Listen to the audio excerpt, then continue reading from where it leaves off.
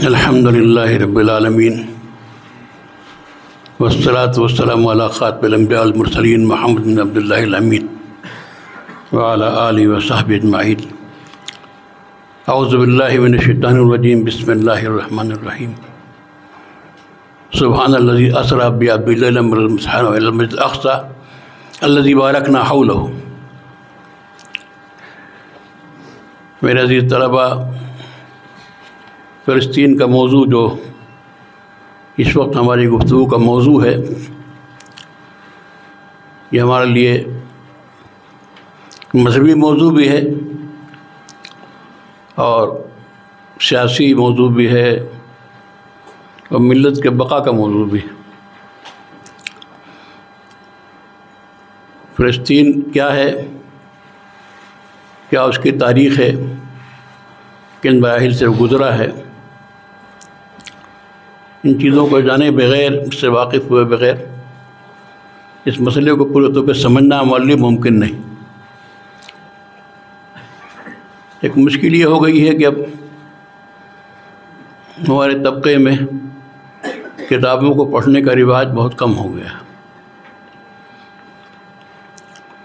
اور کچھ پڑھتے ہیں تو موبائل پڑھتے ہیں۔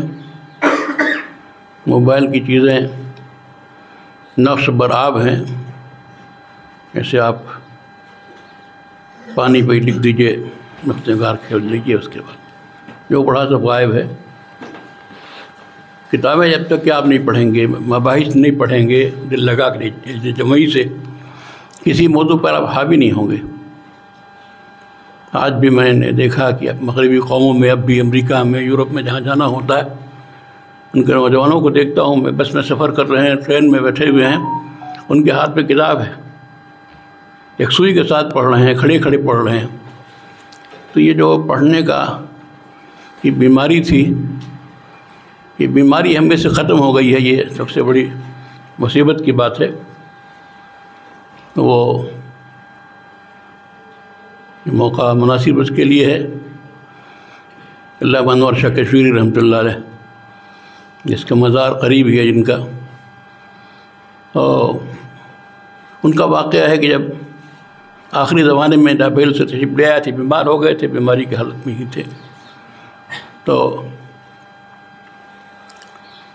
بیمار تھے، یہی حال تھا، پتہ نہیں کس وقت انتقال ہو جائے، کیا ہو جائے، لوگوں کا دل لگا ہوا تھا۔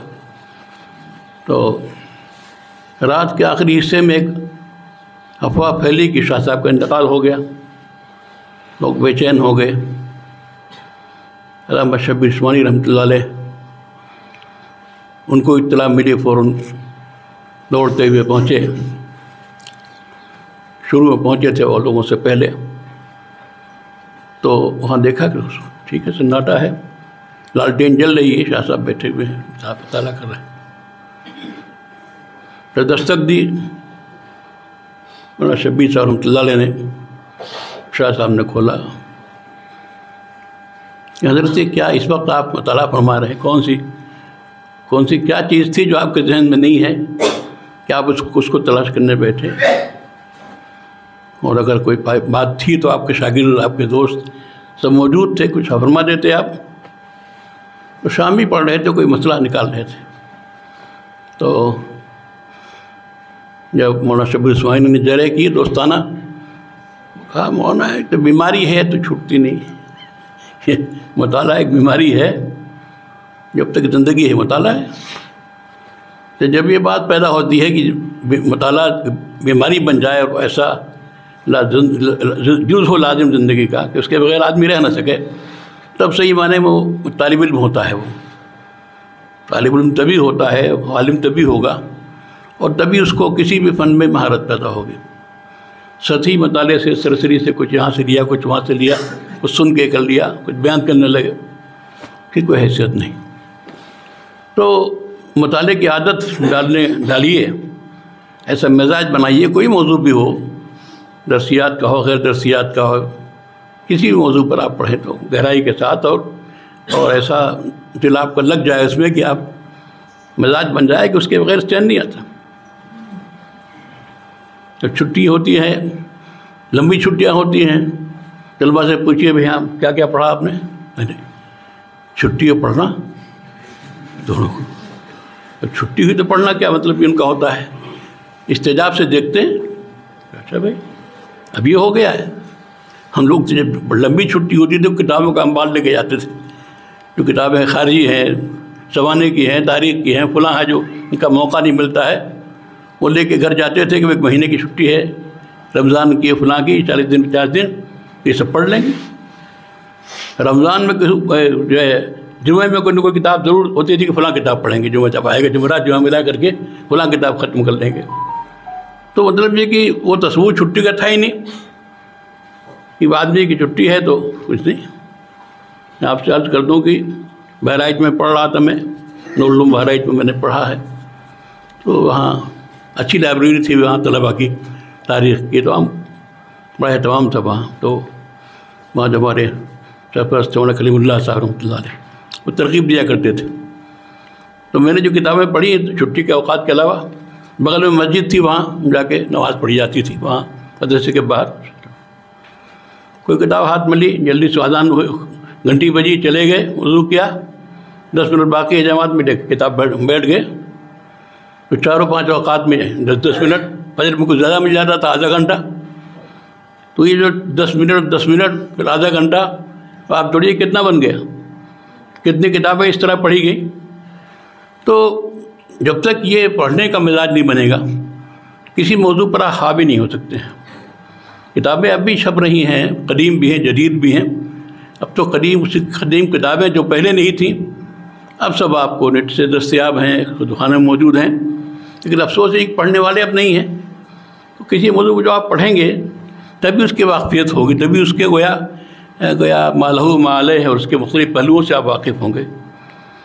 فلسطین کا مسئلہ ظاہر ہے کہ ہمارا ایک دینی مسئلہ ہے سب سے پہلے، اور آپ کو معلوم ہے کہ قبلہ اول ہے، خانہ کعبہ کو قبلہ طے ہونے سے پہلے مسلمان اسی طرح نماز پڑھا کرتے تھے بیت المقدس۔ اور قرآن کریم کی اس آیت میں جس میں اسراء اور معراج کا ذکر ہے، رسول اللہ صلی اللہ علیہ وسلم کے تعلق سے وہ آیت، اللہ کی وہ ذات پاک ہے، پاکیزہ ہے، جو اپنے بندے کو مسجد حرام سے مسجد اقصیٰ لے گئی۔ پوری تفصیل آپ معراج کے پڑھیے، وہاں کیا کیا چیزیں پیش آئیں، انبیاء سے ملاقاتیں، ان کی امامت، پوری تفصیل ہے۔ اور مسجد اقصیٰ میں نماز کی فضیلت معلوم ہے آپ کو، مسجد حرام کے بعد، مسجد نبوی کے بعد وہ ایک مسجد ہے جس کے لیے شد رحال درست ہے، لا تشد الرحال الا ثلاث مساجد، وہ تمام چیزیں ہیں۔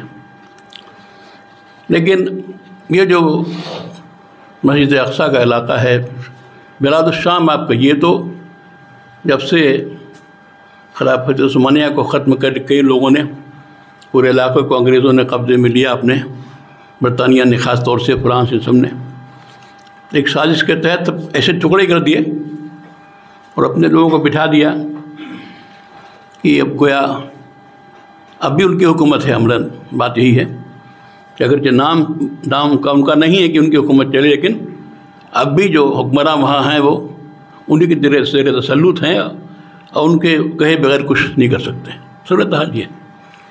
تو اب اس بلاد الشام میں کتنے ٹکڑے ہو گئے۔ ابھی آپ جو اردن کہتے ہیں، یہ فلسطین ہے، اسرائیل ہے، لبنان ہے، یہ سارے کے سارے شامی کا حصہ تھے، یہ سب بلاد مبارکہ ہیں، بلاد الشام۔ اور واقعہ ہے کہ آپ آج بھی گیا دنیا کے جو خوبصورت ترین ملک ہیں اور جہاں کا کے پھل، جہاں کی سبزیاں، جہاں کی آب و ہوا انتہائی بہترین ہے، وہ ملک شام ہے، بلاد مبارکہ ہیں۔ اس کے بارے میں بے شمار پیشن گوئیاں آئی ہیں، اور قیامت تک جو واقعات پیش آئیں گے، اشراط الساعہ میں بار بار اس کا ذکر ہے، ان چیزوں کا، وہ سب چیزیں پڑھنے کی ضرورت ہے۔ لیکن ماضی سے پہلے واقفیت ہو تو اجمالی طور سے میں کہوں گی، آپ کو معلوم ہے حضرت عمر فاروق کے ہاتھوں گویا بیت المقدس مسلمانوں کے قبضے میں آیا، بدریہ صلح معلوم ہے آپ کو۔ حضرت عمر فاروق کے زمانے میں وہاں ظاہر ہے عیسائیوں کا اقتدار تھا، یہودیوں کا گزر بھی نہیں تھا، یا یہودی پتہ نہیں کہاں کہاں تھے، پوری دنیا میں بکھرے ہوئے تھے، وہاں تھوڑے بڑے رہے ہوں گے۔ تو انہوں نے شرط لگائی کہ خلیفۃ المسلمین خود اگر آئیں تو ان کے ہاتھ ہم جہاد بھی حوالے کریں گے، ان ملک شہر جنگ کے بغیر ان کے حوالے ہم کریں گے۔ تو حضرت عمر کا سفر جو پڑھیے، الفاروق میں پڑھیے، جو تاریخ کی کتابیں ہیں ان میں پڑھیے کس طرح سفر ہوا حضرت عمر فاروق کا، اور کیا واقعات پیش آئے، کیا اثرات پیش آئے۔ تو حضرت عمر فاروق سے جو معاہدہ ہوا تھا وہاں کے سربراہوں کا، وہاں کے پادریوں کا، عیسائی پیشواؤں کا، اس میں اور شرطوں کے ساتھ ایک شرط یہ بھی تھی کہ یہاں کوئی یہودی آباد نہ ہو ہمارے پاس۔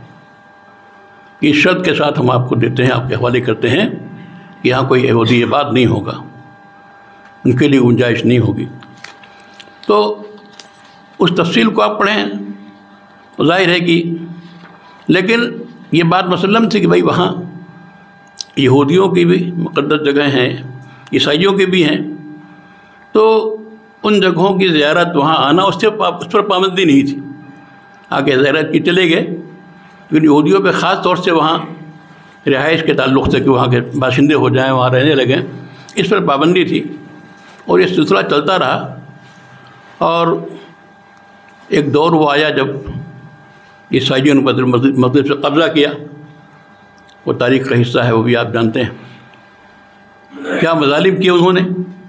جب بیت المقدس پہ قبضہ کیا ہے، گویا جنگ کے ذریعے سے کتنی خونریزی کی ہے، کس قدر خون بہایا ہے وہاں، تو خود عیسائی مورخین اس کو لکھتے ہیں کہ گویا اس قدر ظلم ہوا ہے، اس طرح خونریزی ہوئی ہے کہ گویا بیت المقدس کی گلیاں اور اس کے راستے خون سے بھرے ہوئے تھے۔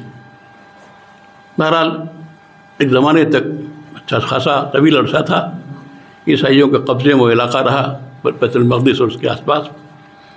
اس کے بعد صلاح الدین ایوبی نے اللہ ان کو توفیق دیا، انہوں نے اس وقت بھی افراتفری بھی تھی اور اختلافات بھی تھے، لیکن اللہ جس سے کام لیتا ہے تو کسی کو کھڑا کر کے اللہ تعالیٰ کام لیتا ہے۔ صلاح الدین ایوبی کے ہاتھوں بیت المقدس دوبارہ فتح ہوا، مسلمانوں کے قبضے میں آیا۔ بہرحال اس کے بعد یہ دور چلا، عباسیوں کی خلافت رہی، براہ نام سلاطین تھے، اس کے بعد مملوکان کی رہی، اس کے بعد عثمانی آ گئے۔ عثمانیوں کے قبضے میں جب سے علاقے آئے، پورے شام کا علاقہ ہے، حجاز بھی سارے کے سارا، تو گویا اس علاقے کو تحفظ حاصل ہوا۔ صورتحال یہ تھی کہ پہلے کہ یہ جو جغرافیہ کے واقفیت بہت ضروری ہے ایک عالم کے لیے، آپ کے کورس میں ہو نہ ہو، لیکن اپنے طور پر بھی جغرافیہ کا مطالعہ کرنا چاہیے۔ ان حالات کو آپ سمجھ نہیں سکتے ہیں کہ کہاں کیا چیز ہے۔ تو لطیفہ ہے کہ درجے میں ندوے میں پوچھنے لگا لڑکوں سے بھائی کہ وہ مدینہ منورہ شام سے کدھر ہے، مکہ فلاں طرف سے کدھر۔ اب وہ بالکل اتنا جانتے ہیں کہ ہاں مکہ پچھم طرف ہے، اتنا تو معلوم ہے، نماز پڑھتے ہیں ادھر، لیکن اور موٹی موٹی باتیں جو کوئی اس کا شعور نہیں ان کو، تو اس لیے پتہ ہی نہیں ان کو۔ تو اس لیے ضروری ہے جغرافیہ کی واقفیت، کون چیز کہاں واقع ہے۔ تو حضرت عمر فاروق کے زمانے تک بہرحال مسلمانوں کا دبدبہ گویا خشکی میں تھا، فتوحات ہوئی، سب کچھ بڑھتی رہی حضرت عثمان کے زمانے میں، لیکن یہ سمندری علاقہ تو مسلمان اس سے بھاگتے تھے، اور حضرت عمر سے اجازت چاہیے حضرت امیر معاویہ نے کہ ہم کچھ سمندری سفر کریں اور اس میں جہاد کریں، تو انہوں نے منع کر دیا کہ نہیں، میں خطرے میں نہیں ڈالنا چاہتا ہوں۔ بعد میں پھر حضرت عثمان کے زمانے میں کچھ گنجائش دی گئی، اجازت ملی۔ پھر حضرت معاویہ کے دور میں زیادہ سمندروں پر گویا بحری بیڑے اور فتوحات اور سلسلہ بہت آگے بڑھا۔ یہ بہت لمبا واقعہ ہے تاریخ کا۔ تو قصہ کوتا ہے کہ ایک تو بحر احمر ہے، بحر ابیض ہے، تو آپ پڑھتے ہوں گے۔ تو بحر احمر اور بحر ابیض یہ دونوں سمندر گیا اسلامی ملکوں کے میں سے گزر رہے تھے۔ بحر ہند کے بعد بحر احمر شروع ہوتا ہے اور جدہ وغیرہ اسی پڑتا ہے اسی کے ساحل پر، پھر آگے جا کے پورا بحر ابیض ہے۔ ان دونوں کو ملانے کے لیے نہر سویس کی کھدائی ہوئی تو راستہ براہ راست بن گیا۔ تو یہ جو سمندر جس کے کنٹرول میں ہو وہ اس کا اقتدار ہوا کرتا تھا۔ تو مملوکان کے زمانے میں جو ممالک تھے مصر میں، اور پھر اس کے بعد عثمانیوں کے زمانے میں مسلمانوں کی گویا بحری طاقت بہت بڑھی، اور گویا بحر احمر اور بحر ابیض دونوں ان کے کنٹرول میں آ گیا۔ انہیں اس سے پہلے یہ تھا کہ بحر احمر کے ساحلوں پہ جا کے گویا یہ اسپینیز ہیں اور ڈچ ہیں اور انگریز ہیں جا کے حملہ کرتے تھے، اور وہاں جو ساحل پر لوگ آباد تھے ان کا مال چھین لینا، غارت گری کرنا، سب چیزیں تھیں۔ تاریخ میں آپ پڑھیں گے تو بہت سے واقعات ملیں گے، اس طرح کی واردات ہوا کرتی تھی۔ عثمانیوں کے زمانے میں تو بحر احمر کو اسلامی سمندر قرار دیا گیا کہ اس میں فلاں جگہ سے آگے کوئی جہاز جا نہیں سکتا ہے جب تک کہ عثمانی جو چوکی ہوگی وہ اس کی طرف سے اجازت نہ مل سکے۔ تو یہ پورا سلسلہ چلتا رہا، اور صلاح الدین ایوبی کے قسطنطنیہ فتح کرنے کے بعد بیت المقدس اس کے بعد دولت عثمانیہ کے قبضے میں خیر میں رہا، اور کسی کی مجال نہیں تھی کہ وہاں کوئی معاملہ کر سکے۔ تو میں نے ایک کوشش کی ہے، بہت پہلوں سے کر رہا تھا میں، دولت عثمانیہ کی میں نے تاریخ لکھی ہے، ابھی اس کی اشاعت نہیں ہوئی ہے۔ اس میں ایک خلیفہ تھے سلطان عبدالحمید ثانی، ان کا دور بہت اہم ہے مسئلہ فلسطین کے حوالے سے۔ تو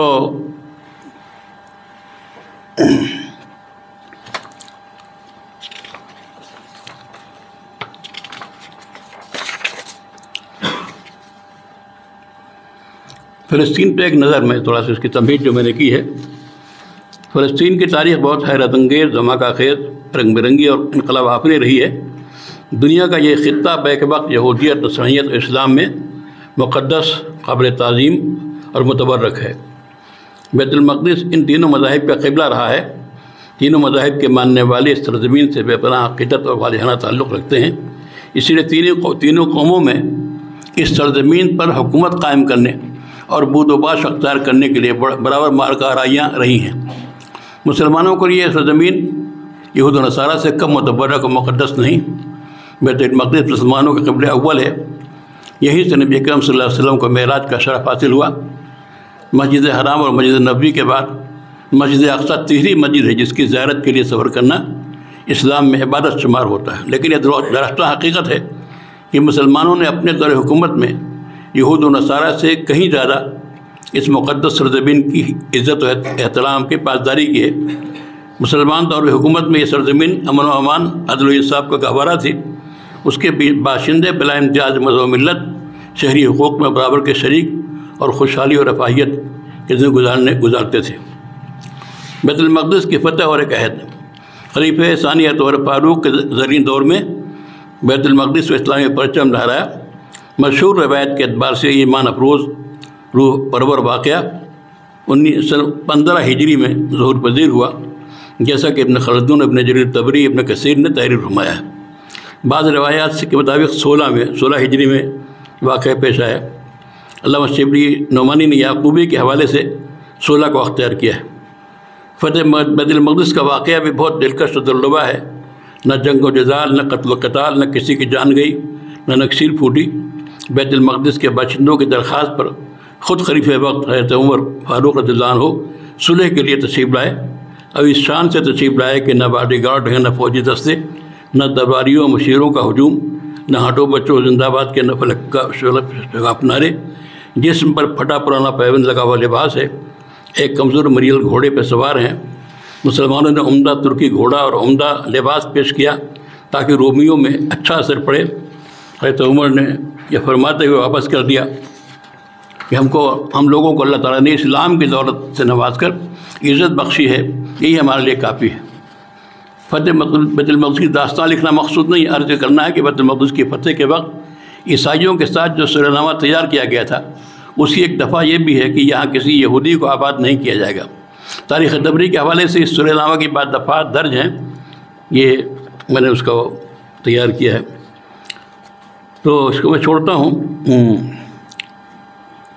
شیخ محمد نبیر الخطیب اپنی معیار کے ناز کتاب حقیقت الیہود والمتاع الصہیونیہ میں رقم 3 ہیں، یہودیوں کو فلسطین سے عموماً اور بیت المقدس سے خصوصاً اس معاہدے کے بنیاد پر نکالا گیا جو امیر المومنین حضرت عمر الخطاب اور عیسائی رہنماؤں کے درمیان 630 عیسوی میں طے پایا۔ اس معاہدے میں نصارہ نے شرط لگائی تھی کہ بیت المقدس میں کوئی یہودی نہ رہے اور نہ یہودیوں کو بیت المقدس میں آنے اور زندگی گزارنے کی اجازت دی جائے۔ 13 صدیوں سے سلطنت عثمانیہ کے آخری دور تک خلفائے راشدین، مسلمان بادشاہ اور حکام حضرت عمر کے معاہدے کی پابندی کرتے ہوئے یہودیوں کو فلسطین میں آباد نہ کرنے کی وصیت پر عمل کرتے رہے۔ وہ لوگ سمجھتے رہے کہ یہ عہد نامہ یہ عہد قیامت تک باقی رہے گا۔ اس مدت میں فلسطین کی سرزمین یہودیوں سے خالی رہی۔ ہاں، ان کی جماعتیں عبادت و زیارت کی غرض سے بیت المقدس آتی رہیں، ان میں اکثر معذور و تنگ دست ہوتے تھے اور چلے جاتے تھے۔ فلسطین کے بارے میں یہودی تعلیمات۔ سلاطین اسلام حضرت عمر کے اس عہد کی برابر پاسداری کرتے رہے۔ ادھر یہود کا حال یہ تھا کہ ان کے نزدیک خود ساختہ تلمودی مذہب کے مطابق بیت المقدس پہ قبضہ کرنا اور وہاں آباد ہونا ضروری تھا۔ کتاب تلمود کو علماء یہود نے تورات کے شرح کے طور پر مرتب کیا۔ یہودیوں کے نزدیک اس کی اہمیت تورات سے کم نہیں ہے، کچھ زیادہ ہی ہے۔ اس کتاب میں صراحتاً مذکور ہے یہود کے لیے بلاد مقدسہ سے باہر آباد ہونا حرام ہے۔ بلاد مقدسہ سے مراد اور اسلام سبت الخلیل وغیرہ فلسطین کے سرزمین ہے، ایک جگہ ہے۔ جس شخص کو فلسطین میں زندگی گزارنے کی اجازت حاصل ہو جائے اس کے سارے گناہ معاف کر دیے جاتے ہیں۔ اسی اقتباسات ہیں ان کی کتابوں کے۔ صہیونیت اور فلسطین۔ صہیونیت یہود کی خفیہ تنظیم ہے جس نے فلسطین کی بازیابی اور عظیم یہودی سلطنت کے قیام کو اپنا نسب العین بنایا۔ یوں تو مختلف یہودی مصنفین و مفکرین نے مختلف صدیوں میں فلسطین کو یہود کا وطن بنانے کی متعلق کتابیں لکھی، بحث و جدال کی طرح جاری، لیکن ہرزل وہ یہودی رہنما ہے جس نے صہیونیت کے تن مردہ میں نئی روح پھونکی، صہیونیت کی نشر دہانیہ کا باعث بنا اور فلسطین کے بازیابی کی مہم کو بحث و نظر کے کوچوں سے نکال کر عمل کی شاہراہوں پر لا کھڑا کیا۔ عبدالرحمن سامی عصمت اپنی کتاب الصہیونیہ والماسونیہ میں لکھتے ہیں، بلا شبہ ہرزل جدید صہیونیت کا ہیرو اور بڑا رہنما تھا۔ وہ نسلاً آسٹریائی تھا، آسٹریا کے جمعیت صہیون کا صدر تھا۔ اس نے 1896 میں لندن کے اندر ایک بڑی تنظیم قائم کی جو یہود کے مسائل و مشکلات کا حل کرتی تھی۔ یہ تنظیم صہیونیت کے نام سے مشہور ہوئی۔ ہرزل کی پیدائش 1860 اور وفات 1904 میں ہوئی۔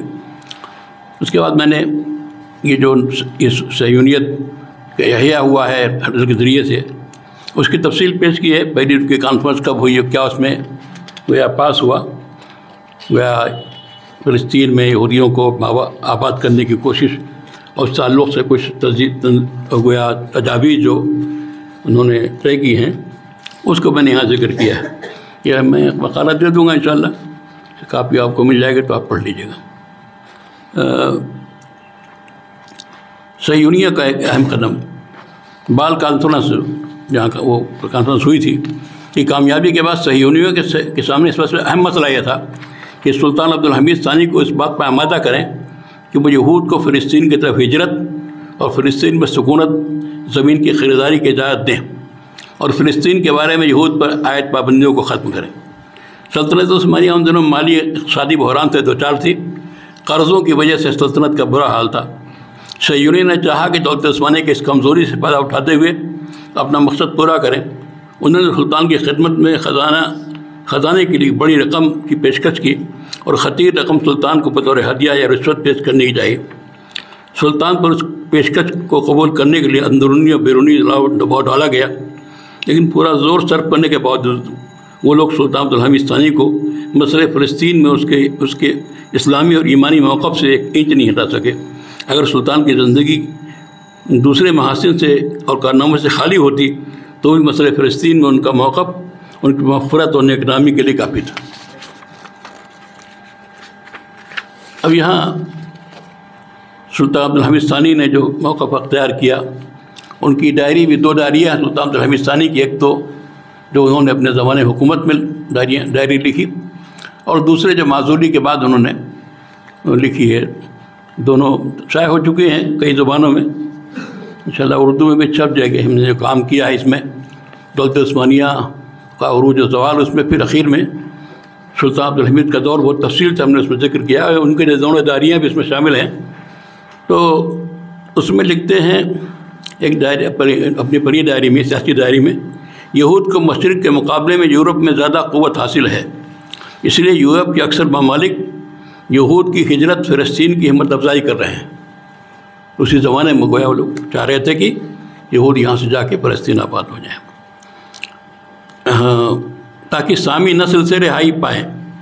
پریشان تھے وہاں جب یہ بات تھی یہودی، تو مغرب کے لوگ تنگ تھے ان کی حرکتوں سے، تو تاکہ سامی نسل سے رہائی پا جائیں جو یورپ میں زیادہ ہو گئی ہے۔ لیکن ہمارے یہاں یہود کی ایک بڑی تعداد ہے، اگر ہم چاہتے ہیں کہ عربی عنصر غالب رہے تو ضروری ہے کہ فلسطین میں یہود کو بسانے سے گریز کریں، کیونکہ یہود جب کسی ملک میں آباد ہو جاتے ہیں تو بہت جلد اس ملک کے تمام ذرائع آمدنی کے مالک بن جاتے ہیں۔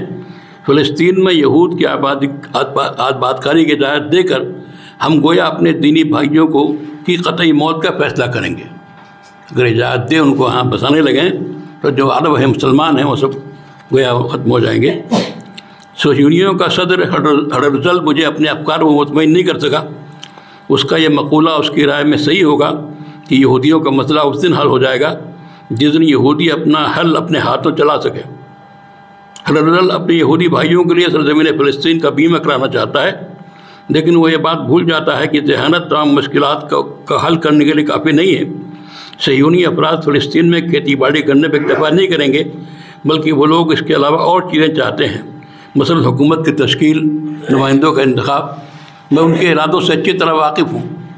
یہود بڑے سطحی اور سادہ ہیں، وہ خوش فہمی میں ہیں کہ میں ان کی کوششوں کو قبول کر لوں گا۔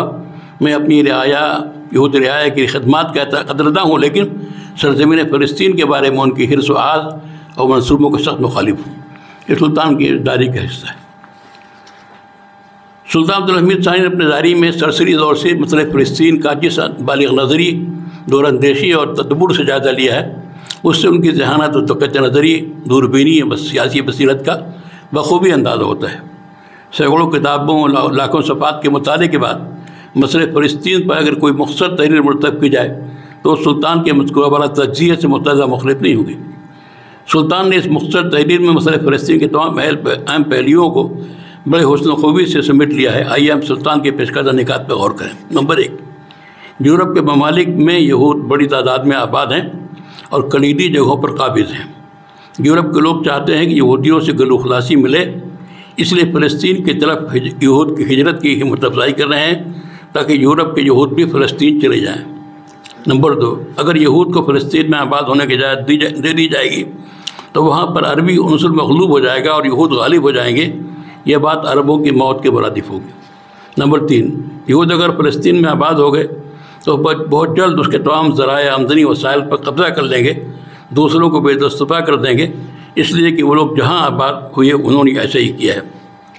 نمبر 4، فلسطین میں آباد ہونے کے بعد یہود زراعت پہ اکتفا نہیں کریں گے بلکہ اپنی حکومت قائم کریں گے۔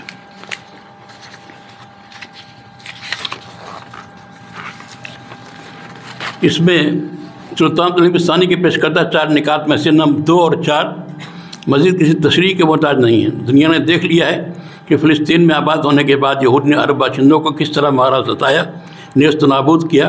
اسی طرح انہوں نے زراعت پہ اکتفا نہیں کیا بلکہ ایک سلطنت قائم کر کے دم لیا۔ نمبر 1 اور 3 کی تھوڑی سی وضاحت پیش کی جاتی ہے۔ رومیوں کے ہاتھوں فلسطین سے نکالے جانے کے بعد یہودی دنیا کے مختلف ملکوں میں پھیل گئے۔ ان کی ایک بڑی تعداد یورپ اور روس میں بھی آباد ہو گئی۔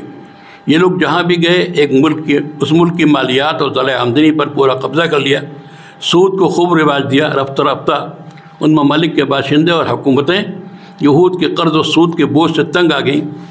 یہودیوں کے خلاف بے پناہ نفرت و عداوت کا جذبہ عمڈا اور ممالک کے حکام اور عوام نے یہود کو مار کاٹ کر ملک بدر کیا، ان پر بے پناہ پابندیاں عائد کر دیں۔ پھر عرصہ دراز کے بعد بڑی کوششوں منتوں کے بعد یورپین ممالک میں واپسی کی اجازت ملی، لیکن دوبارہ واپس آنے کے بعد اپنی پرانی حرکت پھر واپس شروع کر دی اور ممالک کی اقتصادیات پر قبضہ کرنے کے لیے کوشاں رہے۔ برطانیہ میں یہود 1190 عیسوی میں پہنچے اور 1290 میں نکال دیے گئے۔ 1857 میں دوبارہ تمام حقوق کے ساتھ واپسی کی اجازت ملی۔ فرانس سے 1306 میں نکالے گئے، پھر صدیوں بعد واپسی کی اجازت ان کو ملی۔ 1300 سے 1650 تک یورپ کے اکثر ممالک یہود سے پاک رہے۔ روس میں یہ عمل بار بار پیش آیا۔ سود خواری اور ذخیرہ اندوزی یہود کی طبیعت ثانیہ بن چکی تھی۔ یہود کے باشندے اور حکام بار بار تجربہ کر چکے تھے اور اس صورتحال سے تنگ تھے۔ ان لوگوں نے سوچا کہ اگر یہود فلسطین میں جا کر آباد ہو گئے تو ان کے فتنے سے محفوظ رہیں گے۔ اس لیے یورپ کے ممالک نے فلسطین میں یہودی ریاست کے قیام اور فلسطین کی طرف یہود کی ہجرت کی بھرپور تائید کی اور ہمت افزائی کی۔ یہود کے ساتھ ہر طرح تعاون کیا، اور جب سلطان عبدالحمید ثانی نے یہود کی ہجرت کو روکنے کے لیے فلسطین میں سخت قسم کے قوانین نافذ کیے تو یورپی ممالک کے سفارت خانوں نے اس پر بار بار سخت احتجاج کیا، اور آخر میں تہذیب و تمدن، عدل و مساوات کی علمبردار سلطنت برطانیہ کے زیر سایہ 1948 میں یہودی ریاست کا قیام باقاعدہ عمل میں آیا۔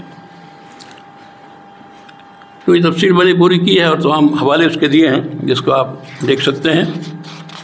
اور سلطان سے کئی ملاقاتیں ہرلڈ نے کی تھی اور یہودیوں نے کی تھی، لیکن سلطان نے گویا اس میں خاص چیز یہ ہے کہ ایک خاص بات جو سلطان نے اس میں کہی ہے اپنے ڈائری میں یہود کی حریصانہ ذہنیت کے بارے میں۔ سلطان عبدالحمید نے اپنی سیاسی ڈائری میں خدشہ ظاہر کیا کہ فلسطین میں یہود کو آباد ہونے کی اجازت دے دی جائے تو بہت جلد فلسطین کی ساری دولت اور ذرائع آمدنی پہ قبضہ کر لیں گے۔ سلطان کا یہ خدشہ تاریخ کے گہرے مطالعے پر مبنی ہے۔ اس کی مثال زندہ مثال امریکہ ہے۔ یہود یہاں اقلیت میں ہے، لیکن ملک کے اکثر کلیدی عہدوں اور صنعت، حرفت، تجارت، نشر و اشاعت، ذرائع ابلاغ ان کا قبضہ ہے۔ امریکہ کا ایک بہت بڑا صنعت کار، تاجر، سرمایہ کار ہنری فورڈ گزرا ہے۔ اس نے یہ محسوس کیا کہ ملک کے بڑے یہودی سرمایہ دار مختلف طریقوں سے ملک کی دولت پہ اپنا قبضہ جما رہے ہیں اور مختلف طریقوں سے دوسروں کو بے دخل کر رہے ہیں۔ اس نے دنیا بھر میں خصوصاً امریکہ میں یہود کی خفیہ سرگرمیوں اور خطرناک سازشوں کا گہرا جائزہ لینے کے لیے ملک کے بڑے بڑے محققین اور مصنفین کا ایک بورڈ قائم کیا۔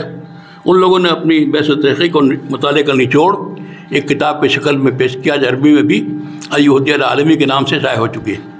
اس کتاب سے معلوم ہوتا ہے کہ یہود نے دنیا کی دولت و تجارت، نشر و اشاعت وغیرہ پر کس طرح اپنا قبضہ جما رکھا ہے۔ یہ کتاب حیرت انگیز انکشافات کا مجموعہ اور ایک دھماکہ ہے۔ اس کتاب کا مطالعہ کر کے سلطان عبدالحمید ثانی کے خدشے کی تصدیق ہوتی ہے۔ ولایات متحدہ امریکہ کا جب دستور مرتب کیا جا رہا تھا، اس موقع پہ مشہور امریکی صدر بنیامین فرانکلن نے ایک تقریر کی جو امریکہ کے صوبہ فلاڈلفیا میں واقع شہر فلاڈلفیا کے معہد فرانکلن میں محفوظ ہے۔ اس تقریر کا وہ حصہ جو یہود سے متعلق ہے یہاں نقل کرنا مفید ہوگا۔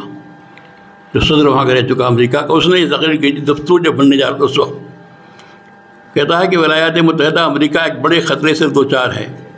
وہ خطرہ یہود ہیں۔ محترم حضرات، یہود جس سرزمین میں پہنچتے ہیں اس کا اخلاقی اور معنوی معیار پست ہو جاتا ہے اور تجارتی معاملات غیر شریفانہ ہو جاتے ہیں۔ یہود صرف اپنا مفاد دیکھتے ہیں، دوسرے لوگوں کے ساتھ معاملات میں ناانصافی کرتے ہیں۔ ان لوگوں نے مختلف ممالک کی مالیات کا گلا گھونٹنے کی کوشش کی، جیسا کہ پرتگال اور اسپین میں ہو چکا ہے۔ بزرگان گرامی، یہود 17 صدی پہلے سے اپنے آبائی وطن سے نکالے جانے کی وجہ سے اپنے غم انگیز انجام کا رونا رو رہے ہیں۔ اگر دنیا فلسطین کو یہودیوں کی ملکیت بنا کر ان کے لیے پیش کرے تو انہیں فلسطین کی طرف واپس نہ ہونے کے قومی اسباب مل جائیں گے، کیونکہ یہ لوگ دوسروں کا مال لوٹ کسوٹ رہے ہیں۔ یہ لوگ آپس میں زندگی نہیں گزار سکتے، بلکہ ان کے لیے مسیحیوں اور دوسری قوموں کے ساتھ زندگی گزارنا ضروری ہے جو ان کے ہم جنس نہیں ہیں۔ اگر یہود کو امریکہ کے دستور کے نصوص کے بموجب نہیں نکالا گیا تو آئندہ 100 سال میں بڑی تعداد میں ہمارے شہروں میں آئیں گے اور یہاں کے حاکم و ذمہ دار بن جائیں گے اور ہماری اس حکومت کا ڈھانچہ بدل دیں گے جس کے حصول کے لیے ہم امریکیوں نے اپنا خون، جانیں مال اور اپنے عرضیں قربان کر کی ہیں۔ اگر یہود کو ہمارے ملک سے 200 سال کے دوران نہ نکالا گیا تو ہمارے بچے یہود کو آسودہ کرنے کے لیے کھیتوں میں کام کریں گے اور یہود محلوں میں بیٹھے خوشی و مسرت کے تالیاں بجائیں گے۔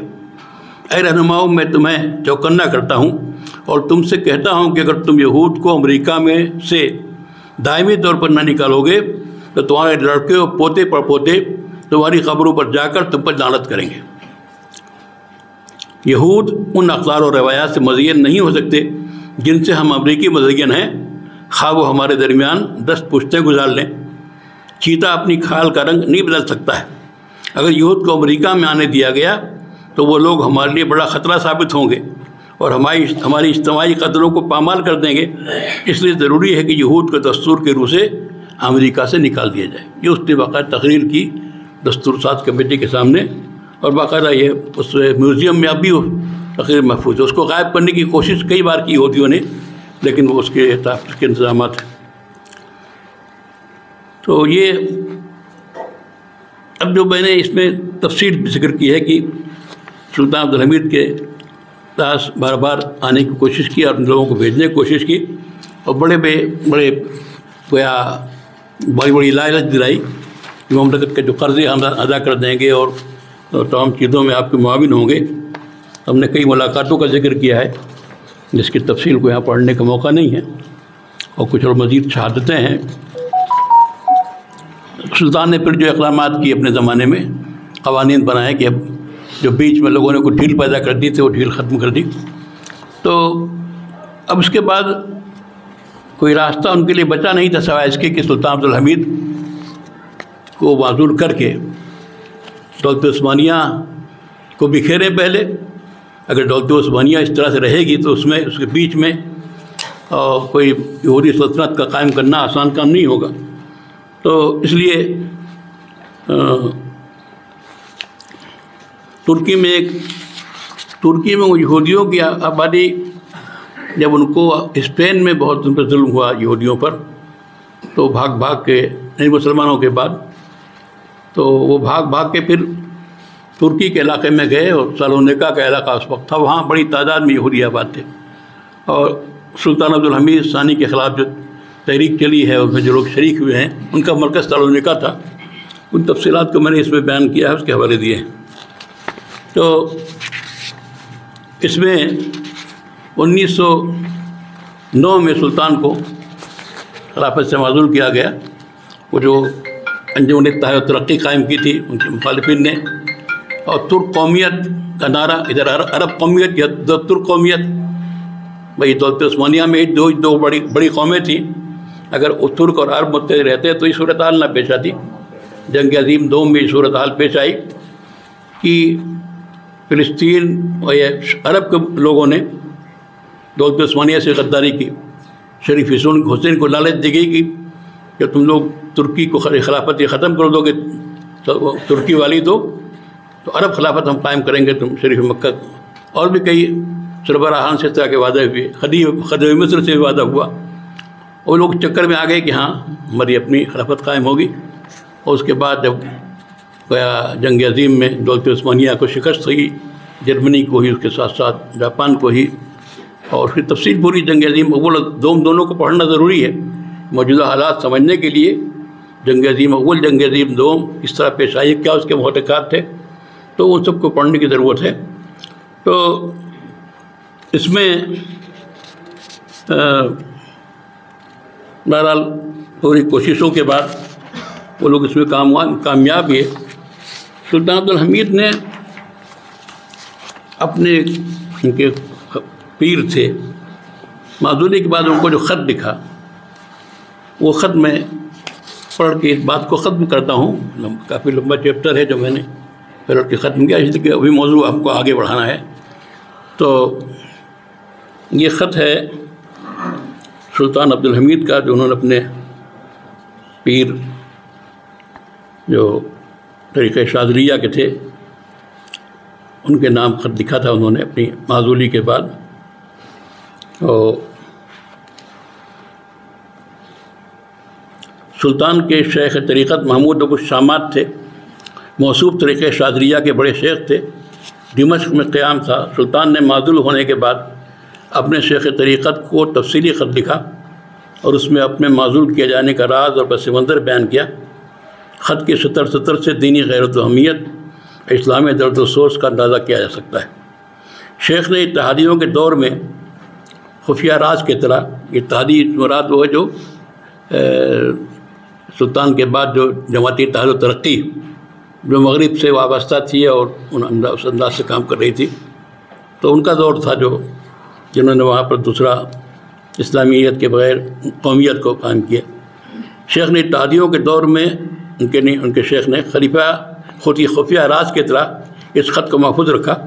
جب شام سے ترکی حکومت ختم ہوئی تو شیخ کے بعد مخلصین کو اس کا علم ہوا۔ شیخ کی وفات کے بعد ان کے صاحبزادوں نے اس خط کی حفاظت کی۔ چونکہ یہ خط غیر معمولی اہمیت کا حامل تھا، اس لیے بہت قابل اعتماد و مخلص متعلقین کو اس کی زیارت کراتے۔ عرصہ دراز گزرنے کے بعد خط بہت پوشیدہ ہو گیا تو اسے دکھانا بند کر دیا۔ پروفیسر سعید افغانی دمشقی نے بڑی کوششوں اور سفارشوں کے بعد شیخ کے صاحبزادوں کو اس خط کی اشاعت پر آمادہ کیا۔ 1972 میں پروفیسر سعید افغانی نے اس خط کی فوٹو اسٹیٹ کاپی کرائی اور اصل خط شیخ کے صاحبزادوں کو واپس کر دیا۔ اس خط کے عربی ترجمے کا کام شیخ پروفیسر سعید افغانی نے اپنے ایسے دوست سے لیا جنہیں عربی ترکی دونوں زبانوں پر عبور تھا۔ اس خط کو موصوف نے کویت کے رسالہ العربی کی اشاعت 1392 دسمبر 1972 میں شائع کرایا۔ اس خط کا ترجمہ یہ ہے: بسم اللہ الرحمن الرحیم وبہ نستعین۔ حمد اس خدا کے جو سارے جہانوں کا پالنہار ہے، اور افضل ترین درود، اکمل ترین سلام نازل ہو ہمارے سردار محمد صلی اللہ علیہ وسلم پر جو رب العالمین کے رسول ہیں، اور آپ کے تمام آل و اصحاب اور متبعین پر قیامت تک درود و سلام نازل ہوئے۔ میں اپنا یہ عریضہ سلسلہ عالیہ شاذلیہ کے شیخ، روح و حیات کو فیضان پہنچانے والے شیخ وقت شیخ محمود افندی ابو الشامات کی خدمت میں پیش کرتا ہوں اور دعوت صالحہ کا امیدوار ہو کر ان کے مبارک ہاتھوں کا بوسہ دیتا ہوں۔ ادب و احترام کے بعد عرض کرتا ہوں کہ آپ کا سال رواں کے 22 مئی کا تحریر کردہ گرائنامہ موصول ہوا۔ میں نے اللہ تعالیٰ کا شکر ادا کیا کہ جناب والا برابر صحت و عافیت کے ساتھ ہیں۔ میرے آقا، میں اللہ تعالیٰ کی توفیق سے سلسلہ شاذلیہ کے اوراد و وظائف شب و روز پابندی سے پڑھ رہا ہوں اور عرض کرتا ہوں کہ دائمی طور پر آپ کی دلی دعاؤں کا محتاج ہوں۔ اس تمہید کے بعد میں آپ کی خدمت میں اور آپ جیسے دوسرے عقل سلیم رکھنے والوں کی خدمت میں ایک اہم مسئلہ پیش کرتا ہوں تاکہ یہ امانت تاریخ کی حفاظت میں آ جائے۔ میں خلافت اسلامیہ سے صرف اس لیے الگ ہوا ہوں کہ مجھے جمعیت اتحاد و ترقی کی طرف سے بہت تنگ کیا گیا، دھمکیاں دی گئیں اور خلافت ترک کرنے پر بالکل مجبور کر دیا گیا۔ سبب یہ ہوا کہ ان اتحادیوں نے مجھ سے بار بار اصرار کیا کہ ارض مقدس فلسطین میں یہودیوں کے قومی وطن کی تاسیس پہ اتفاق کر لوں۔ ان کے پہم اصرار کے باوجود میں یہ بوجھ اٹھانے پر راضی نہ ہوا۔ آخر میں ان لوگوں نے 15 کروڑ برطانوی لیرہ سونا دینے کا وعدہ کیا۔ میں نے قطعی طور پر اس تجویز کو ٹھکرا دیا اور انہیں مندرجہ ذیل دو ٹوک جواب دیا کہ اگر تم لوگ 15 کروڑ لیرہ سونے کے بجائے دنیا بھر سونا دو تب بھی اس بوجھ کو میں نہیں اٹھاؤں گا۔ میں نے ملت اسلامیہ امت محمدیہ کی 30 سال سے زائد خدمت کی ہے۔ اب میں اپنے آباء و اجداد خلفاء الصالحین کی تاریخ کو سیاہ نہیں کروں گا۔ میں یہ بوجھ قطعی طور پر قبول نہیں کر سکتا۔ میرے قطعی جواب کے بعد ان لوگوں نے مجھے معزول کرنے پر اتفاق کر لیا اور یہ پیغام پہنچایا کہ وہ مجھے شہر بدر کر کے سالونے کا بھیج دیں گے۔ میں نے تقریب گوارہ کر لی۔ میں اللہ تعالیٰ کی حمد کرتا ہوں کہ میں نے ارض مقدس فلسطین میں یہودی حکومت کے قیام کو تسلیم کر کے دولت عثمانیہ اور عالم اسلام کو اس عیب و عار سے داغدار کرنا قبول نہیں کیا۔ میرے بعد جو ہو سو ہو، اس لیے میں مقرر اللہ کے حمد و ثنا کرتا ہوں۔ میرا خیال ہے کہ میں نے جو باتیں پیش کر دی وہ اس موضوع کے بارے میں کافی ہیں۔ اپنے اس اہم خط کو ختم کرتا ہوں۔ میں آپ کے مبارک ہاتھوں کو چومتا ہوں اور امیدوار ہوں کہ آداب قبول فرمائیں گے اور تمام بھائیوں اور دوستوں کو سلام کہیں گے۔ میرے بزرگ استاذ، خط طویل ہو گیا لیکن آپ کو اور آپ کی جماعت کو مطلع کرنے کے لیے میں اس پہ توڑتے مجبور ہوا۔ خادم المسلمین عبدالحمید بن سے تو یہ ان کا خط ہے جو انہوں نے اپنے شیخ کو لکھا معذوری کے بعد، اور کوئی لمبی داستان ہے ظاہر ہے، جو کتاب میں نے لکھی ہے، اللہ کرے چھپ جائے تو 3 جلدوں میں آئے گی وہ، جو پوری تفصیلات ہے، خاص طور سے دولت عثمانیہ کا زوال کیسے ہوا، عروج کیسے ہوا، اور اس بات یہی ہوئی کہ عموی خلافت تھی، عباسی خلافت تھی، پھر عثمانی خلافت آئی، اور اب خلافت سے ہم محروم ہو گئے۔ خلافت تو گویا مسلمانوں کے اتحاد کی علامت تھی، دنیا میں کوئی چیز بھی کسی ملک میں مسلمانوں کے ساتھ زیادتی ہو تو خلیفہ کی آواز ہوتی تھی، اس کے بعد کا اثر ہوا کرتا تھا۔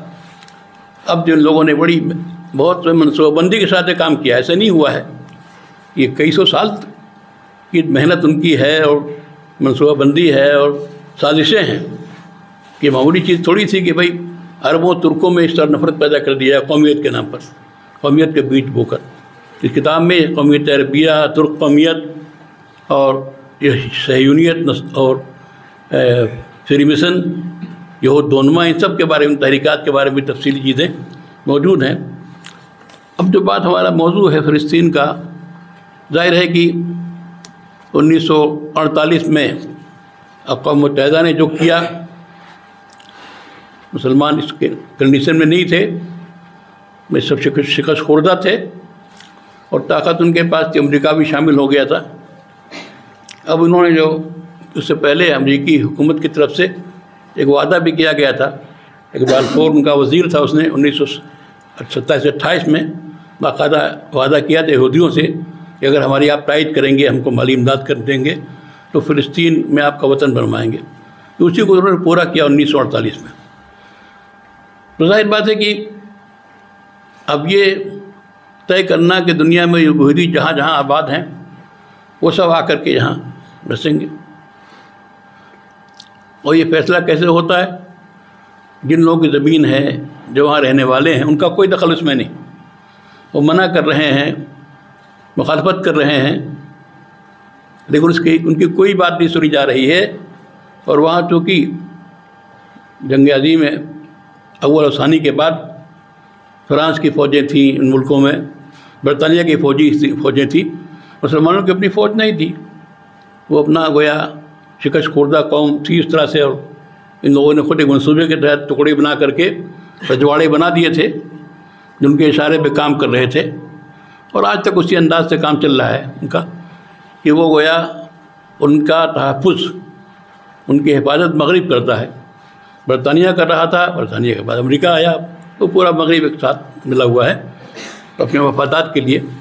تو مسئلہ وہی ہے کہ یہ اگرچہ آزاد ملک ہو گئے لیکن حقیقی معنی میں آزاد نہیں ہوئے، ان کے پالیسی اپنے ہاتھ میں ہو، اپنے خود ہی سوچنے والے تھے۔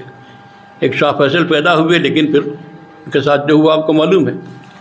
تو اب ظاہر ہے 1948 میں اقوام متحدہ نے مان لیے جو چیز طے کی تھی، جتنا حصہ، تو اس پر بھی قناعت نہیں ہوئی، بلکہ اس کے بعد 1/3 تقریباً ان کو دیا تھا یہودیوں کو، باقی فلسطینیوں کے لیے تھا، لیکن انہوں نے جنگ کر کے یہودیوں کو بھگا کر، ظلم کر کے، دہشت گردی کر کے یہودیوں کو وہاں سے ایسا بھگایا کہ آج یہودی قوم یا فلسطینیوں کو، یہ فلسطینیوں کی بڑی تعداد تو کہیں دوسرے ملکوں میں بسی ہوئی ہے، اردن میں ہے، یہاں ہے، وہاں ہے، امریکہ میں ہے، فلاں عراق میں ہے، ویسے سمجھیے 2/3 فلسطینی دنیا کے مختلف ملکوں میں بسے ہیں، لیکن ان کو بھگا دیا گیا، ان پر ظلم کیا گیا۔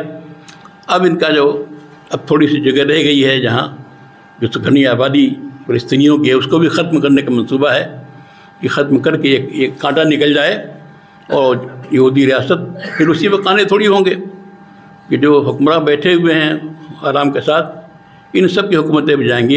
اگر وہ کامیاب ہوتے ہیں تو ظاہر ان کا تو منصوبہ نعوذ باللہ مدینہ منورہ تک، خیبر تک ہے، کہ پورا علاقہ مصر سارے کے سارا اس کا ایک عظیم اسرائیل کو قائم کرنا چاہتے ہیں، جن کا منصوبہ ہے۔ ان لوگوں نے ظاہر ہے عیسائیوں کا ایسا بقایا ہے، یعنی مذہبی لحاظ سے بھی، کچھ تو سیاسی اور مذہبی لحاظ سے بھی ایسی تفسیریں کی ہیں ان کی کتابوں کی کہ ان کو ان کے ذہن میں بٹھا دیا ہے کہ جب تک کہ یہودیوں کی آبادی وہاں نہیں ہو جاتی فلسطین میں، حضرت مسیح نہیں آئیں گے۔ ان کو بھی انتظار ہے کس کا؟ حضرت مسیح کا، کہ وہ آئیں گے، تو ان کی آمد کی گویا شرط ہے۔ اب ان کی جو کتابیں یہودی نے حرکتیں کی ہیں، کتابیں بدلوائی ہیں، یعنی انجیل میں بھی تحریفات کرائی ہیں اپنے لوگوں کو گھسا کر کے، ان کے مطابق گویا جب تک کہ وہاں یہودیوں کی آبادی نہیں ہوگی، وہاں ان کا کنٹرول نہیں ہوگا، حضرت مسیح نہیں آئیں گے۔ تو بڑا طبقہ عیسائیوں کا مذہبی بنیاد پر اس کی حمایت کر رہا ہے کہ ہاں وہاں یہودیوں کو آباد کیا جانا چاہیے۔ اور اب صورتحال یہ ہے کہ جو چیزیں کہی جا رہی ہیں، جو پروپیگنڈے ہیں، وہ ایسے ہیں کہ اگر آپ اس کو سنیں گے تو آپ خود متاثر ہو جائیں گے۔ یہ بھی کہتے ہیں کہ بھائی یہ یہودی ہیں، بھائی ایک مذہب ہے، قدیم مذہب ہے، تو اس کے پاس کوئی ملک نہیں بیچا، کہیں ان کا کوئی ملک نہیں ہے۔ ہر مذہب کا ملک کوئی نہ کوئی ہے، بیچارے بے وطن ہیں، کہیں ان کا ملک نہیں ہے۔ مسلمانوں کے لیے تو کتنے ممالک ہیں، کتنی زمینیں پڑی ہیں خالی خولی، سعودیہ میں کتنا سب زمینیں ہیں بالکل ڈبول خالی، اور فلاں فلاں، مصر میں کتنا سب کچھ ہے۔ ان کے لیے کچھ نہیں ہے، تھوڑی زمین جو ان کا مذہبی چیز تھی قدیم، جو ان کے لیے آباء و اجداد کو ملی تھی، اللہ نے دی تھی، فلسطین کا علاقہ اگر ان کو دے دیا گیا تو کیا مصیبت کھڑی ہو گئی؟ مسلمان کیوں اتنا پریشان ہو رہے ہیں؟ اور ہم میں سے لوگ ایسے کھڑے ہو گئے، کھڑے کر دیے گئے جو اس نظریے کی تائید کر رہے ہیں، قرآن کریم کی بعض آیتیں پیش کر رہے ہیں اس کی تائید، کہ گویا بنی اسماعیل کے لیے تو جزیرۃ العرب ہے، حضرت ابراہیم نے ان کو وہاں پہنچا دیا تھا مکہ مکرمہ میں، تو اور بنی اسحاق کے لیے وہ ہے، تو ان کا وطن وہ ہے، تو ان کو ملنا چاہیے۔ اب چھوٹا سا ایک خطہ ارض ہے، مذہبی ان کا مقام بھی ہے، فلاں ہے، تو اس کو آپ قبول نہیں کر رہے ہیں، اور گویا پھر کہاں جائیں، کیا کریں؟ وہ اس انداز سے گویا بات پیش کی جاتی ہے، اور بعض مسلم مصنفین بھی اس طرح کی باتیں کہتے ہیں کہ اس میں بہرحال بہت ہی حیرت ہوتی ہے، اور اس کی وضاحت کرنا ضروری ہے کہ آپ تاکہ اس صورتحال کو واقف ہو۔ یہ جو میری کتاب ہے الدین خان صاحب مرحوم کے افکار کا جائزہ ہے، فکری غلطی، اس میں جو میں نے اضافہ کیا دوسرے ایڈیشن میں، تو ایک اس میں یہ چیپٹر فلسطین کا بھی ہے، چونکہ مولانا الدین خان نے بار بار یہ بات رسالہ میں لکھی اور اسرائیل کی وکالت کی کہ ہاں وہ مسلمانوں کی طرف کا رویہ غلط ہے، اور کیا نام ہے، ان کا یہودیوں کا حق ہے، اور ان کے ساتھ جو صورتحال پیش آ رہی ہے وہ صحیح نہیں ہے۔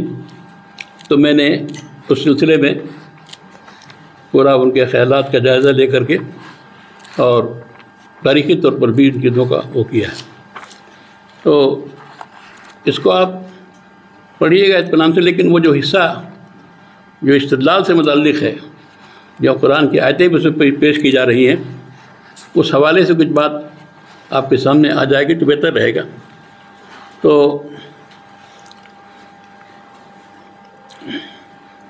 فلسطین کی جدید تاریخ 1948 سے شروع ہوئی، جبکہ بالفور کلیشن کے تحت فلسطین کی تقسیم عمل پہلے آ چکی تھی۔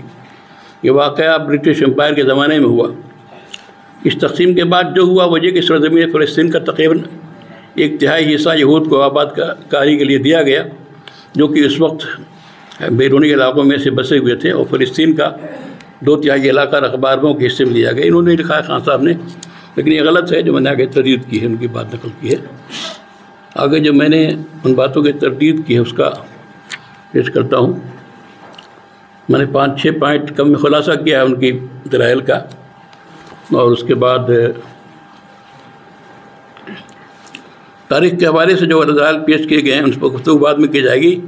سب سے پہلے خان صاحب کے قرآنی استدلال کا پردہ چاک کیا جاتا ہے۔ اب انہوں نے سورہ مائدہ کی آیت نمبر 21 سے اس بات پر استدلال کیا ہے کہ اللہ تعالیٰ کی طرف سے بیت المقدس اور سرزمین فلسطین یہود کے لیے لکھ دی گئی ہے، لہذا وہ یہ یہود کا وطن ہے، یہود کو وہاں آباد ہونے سے روکنا قرآنی تعلیمات کے خلاف۔ اس استدلال کے مغالطہ امیزی کو سمجھنے کے لیے ہم سورہ مائدہ کی آیت 20 سے آیت 26 تک کا ترجمہ خود ان کے خان صاحب کی تفسیر کے سے نقل کرتے ہیں۔ تو میں نے نقل کیا ہے سورہ مائدہ کی ان آیات سے بنی اسرائیل کی نافرمانی، سرکشی، بزدلی اور پست ہمتی کا مظاہرہ ہوتا ہے۔ حضرت موسیٰ کی اپنی قوم سے حد درجہ بیزاری پیدا ہوتی ہے۔ مفسرین کی ایک جماعت کا نقطہ نظر یہ ہے کہ بنی اسرائیل کے لیے سرزمین مقدس فلسطین کا وعدہ اس شرط کے ساتھ مشروط تھا کہ وہ لوگ پیش قدمی کر کے جہاد کا اقدام کرتے۔ حضرت موسیٰ نے انہیں جہاد و پیش قدمی پر آمادہ کرنے کی آخری درجے کی کوشش کر ڈالی۔ اللہ کے دو نیک بندوں نے بھی پوری دل سوزی اور ایمان یقین کے ساتھ جہاد کے لیے فرمائش کی، تب بھی انہوں نے جہاد کی پیشکش کرنے کے بجائے بڑا بدبختانہ گستاخانہ جواب دیا کہ اذهب انت وربك فقاتلا انہا ہاہنا قاعدون۔ اس پر مفسرین نے جو لکھا ہے، مولانا دریابادی نے کچھ لکھا ہے، ان حوالے سے اس کا بھی ذکر ہے۔ مفسرین کی ایک دوسری جماعت کا نقطہ یہ ہے کہ سورہ مائدہ کی آیت 21 میں جو فرمایا گیا ہے کہ اے میری قوم اس پاک زمین پر داخل ہو جاؤ جو اللہ نے تمہارے لیے لکھ دی ہے، اس سے مراد اللہ تعالیٰ اللہ کے حضرت ابراہیم، حضرت اسحاق اور حضرت یعقوب سے کیے گئے وعدے ہیں کہ ان کی نسل کو سرزمین کی قدس کا وارث بنائیں گے۔ چنانچہ 40 سال کی مدت گزرنے کے بعد یوشع ابن نون کی قیادت میں بنو اسرائیل نے فلسطین کو فتح کیا اور وہاں آباد ہوئے، اور جب تک اللہ کی مرضی رہی سرزمین مقدس میں ان کی حکومت، ان کا غلبہ رہا۔ بنو اسرائیل کے لیے ارض مقدس کو لکھ دیے جانے کا مطلب ہرگز نہیں ہے کہ قیامت تک کے لیے فلسطین کا علاقہ بنو اسرائیل کے لیے الاٹ کر دیا گیا ہے۔ اب اس علاقے میں انہی کی آبادی یا حکومت ہوگی، کسی اور کو اس میں آباد ہونے و حکومت کرنے کا اختیار نہیں ہوگا۔ اس استدلال کی بقیدری کرتے ہوئے لکھتے ہیں، ہم نے جو حیرت ناک باتیں سنی اور پڑھی ہیں ان میں سے ایک یہ ہے کہ انور السادات کے اسرائیلی کنیسہ میں تقریر کرنے کے بعد اس پر تبصرہ کرتے ہوئے مناہیم بیگن نے فلسطین میں یہود کا وطن قائم کرنے کے سلسلے میں یہود کے حق پر زور دینے کے لیے جو باتیں کہیں، ان میں سے ایک یہ بھی ہے کہ فلسطین میں اسرائیل کا حق ایک ابدی اور تاریخی حق ہے جس کی شہادت آسمانی کتابیں دیتی ہیں، ان میں سے خود قرآن بھی ہے۔ اس نے اس موقع پر سورہ مائدہ کی آیت نمبر 21 سے استدلال کیا جس میں حضرت موسیٰ کی زبانی اس طرح آیا ہے کہ اے میری قوم اس سرزمین مقدس میں داخل ہو جاؤ جسے اللہ نے تمہارے لیے لکھ دیا ہے، اور پیٹھ نہ پھیرو ورنہ خسارے میں پڑ جاؤ گے۔ اس نے کہا بے شک اللہ نے اپنے تمام مخلوق کے بجائے ہمارے لیے سرزمین مقدس لازم کر دی ہے، لہذا دینی طور پر کسی کے لیے جائز نہیں ہے کہ سرزمین مقدس کے بارے میں ہم سے نزاع کرے۔ یہ یہودی وزیر اعظم نے کہا۔ آیت کا مفہوم صرف اتنا ہے کہ اللہ تعالیٰ نے بنی اسرائیل کے لیے ارض مقدس پر داخل ہونا لکھ دیا، مقدر کر دیا، چنانچہ جہاد سے پیچھے ہٹنے کی پاداش میں اور اپنے نبی اور نجات دہندہ سے بے حد بے شرمی کے ساتھ یہ کہنے کی سزا کے طور پر کہ ہم لوگ ہرگز اس میں داخل نہ ہوں گے جب تک وہ لوگ اس میں ہیں۔ تو جب تو بنی اسرائیل 40 سال تک بھگتنے کی سزا کاٹ چکے تو سرزمین مقدس میں داخل ہوئے، اللہ تعالیٰ نے اپنی اس فیصلے کو نافذ کیا، وہ وعدہ پورا ہو گیا، یعنی کہ قیامت تک کے لیے ان کو دے دیا گیا۔ اس میں نے یہ بات بھی لکھی ہے کہ بھئی اگر آیت کا مفہوم یہی تھا تو وہ مطلب یہ ہوا کہ حضرت عمر فاروق اور سارے صحابہ جنہوں نے صلح کی اور وہ اس شرط کو منظور کیا عیسائیوں کے کہ کوئی یہودی نہیں رہے گا، وہ گویا اس آیت کے مفہوم سے ناواقف تھے، اللہ کے اس وعدے کے خلاف ورزی کر رہے تھے۔ ظاہر ہے وہ ہمیشہ کے لیے وعدہ نہیں تھا، بلکہ اگر تم جہاد کرو گے تو یہ ہوگا، جہاد نہیں کیا تو گھومتے رہے 40 سال تک، اس کے بعد جب جہاد پہ آئے تو انہیں وہاں جانا نصیب ہو گیا نصیب، اس کے بعد پھر تھوڑی کی قیامت تک کے لیے وہ چیز ہو گئی تو کبھی وہاں سے نہیں آئیں گے۔ اس میں ایک بات اور بھی خاص طور سے کہی جاتی ہے کہ یہ جو یہودی ہیں سارے جو ہے بنو اسحاق ہیں، بنو اسرائیل ہیں، نسلی طور پر سب یہ اسی خاندان کے ہیں، اسی اس سے ہیں، لیکن یہ بات صحیح نہیں ہے۔ یہ جو بات بٹھا دی گئی ہے یہ بھی غلط ہے۔ یہودیوں میں بھی وہ تعداد جو واقعی بنو اسرائیل ہیں جو حضرت یعقوب وغیرہ کی نسل سے ہیں وہ تعداد بہت کم ہے۔ بڑی اکثریت وہ ہے دوسرے لوگوں کی جو اس مذہب میں داخل ہوئے کسی دور میں، اگرچہ عام طور سے دعوتی مذہب نہیں ہے لیکن پھر بھی ایک دور میں دعوت کا کام ان لوگوں نے کیا اپنے مسالے کے تحت، اور بہت سے لوگ اس میں داخل ہوئے، اور پھر وہ بھی یہودی جانے جاتے ہیں جو بھی یہودی ہیں۔ اس پر بعض عرب مورخین نے بہت تحقیق سے کام کیا ہے اور یہ ثابت کیا ہے کہ یہ سارے کے سارے ان سب کو وہ سمجھنا کہ وہ سارے کے سارے بنی اسرائیل ہیں، بنی اسحاق ہیں، یہ صحیح نہیں ہے۔ موجودہ دور کے تمام یہودیوں کو حضرت اسحاق، حضرت یعقوب کی نسل سے قرار دینا تاریخی سچائیوں کے خلاف ہے۔ خود یہود مورخین نے اس مسئلے کو بڑی حد تک صاف کر دیا ہے۔